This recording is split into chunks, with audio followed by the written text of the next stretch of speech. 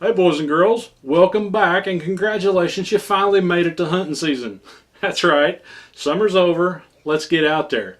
But before we do, we need to pack our possibles bag. Now it doesn't matter if you hunt across the road or across the country, what you're putting in your pack is very important. I'm going to start a three-part video series and we're going to talk about three very important things. First off, your health and your safety.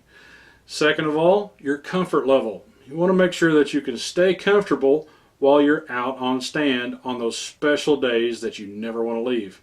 And third, your efficiency.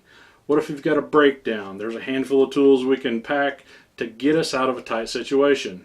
How about those special little accessories that make you a better hunter? Let's get started. This is going to be a lot of fun. Stick with me.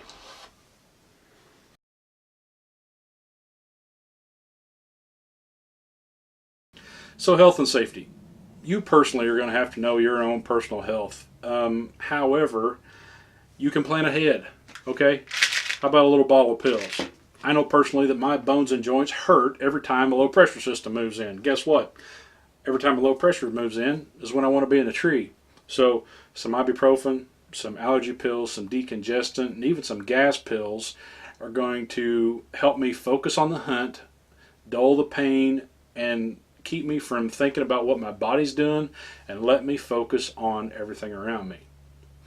To increase that focus, I've got lots of apps that I use on my phone. Not only weather, radar, barometer, even moon phase, but one of my most favorite apps is onX Maps.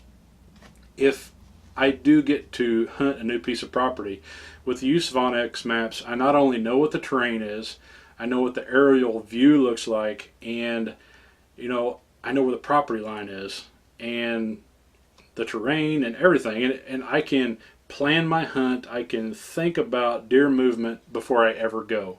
And there's all kinds of apps and tools that you can use on your phone that are greatly going to increase your safety and your productivity.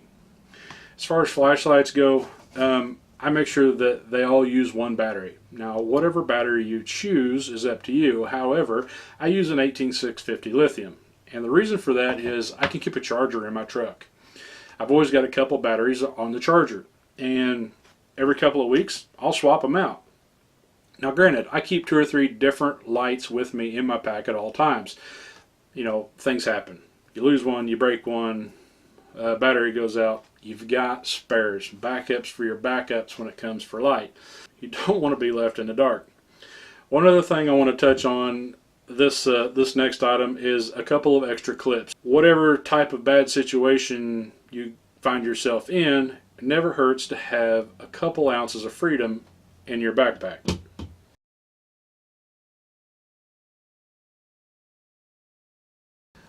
So comfort in a tree stand. There's lots of things that you can look for, and honestly, all the stuff that I buy, I want to make sure that it's going to increase my experience and increase my comfort level while I'm sitting on stand. Most importantly is the stand itself. I'm a big fan of this air mesh style, like millennium style tree stands. Big game, muddy. Everybody's got one now these days, and they all decrease the line that the pressure point on the back of your leg. With these new style seats, you're a lot more comfortable for a lot longer on stand. One other thing that I want to look at while I'm packing my pack is I have a heated vest.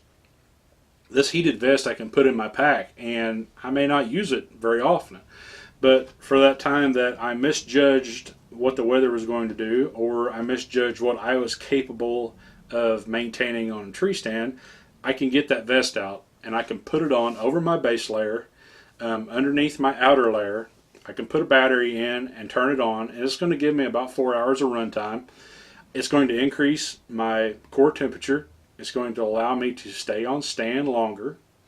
And between that and some maybe an extra pair of gloves, or even some hot hands, is going to keep me on stand, to keep me positive a lot longer than if I just went to the woods with what I had on.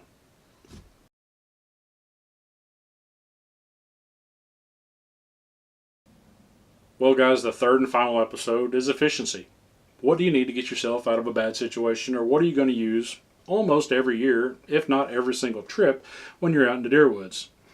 One thing I like to focus on is the experience. And I've got multiple uses for a cell phone, of course, but, with this little Joby mount and a cell phone clamp on top, I can not only wrap this around a tree and hang it from a tree, but I can also clamp it, sit up there. I can video myself. I can take pictures of myself. I can put it in selfie mode and get out here with my trophy. I can do little vlogs. I can, tell my story, but I can also set up and take good quality trophy pictures. And once again, that adds to my versatility and the overall experience today and years down the road. To make sure that I've got good quality trophy pictures, I want to make sure that I've got some wet wipes and some shop towels in my bag. Now, that's not only for me, my hands, but that's for the animal as well. I want to make sure my trophy pictures are free of blood. To me, it just looks more professional. And, everybody loves seeing, beautiful pictures. And to me, beautiful pictures aren't bloody, okay?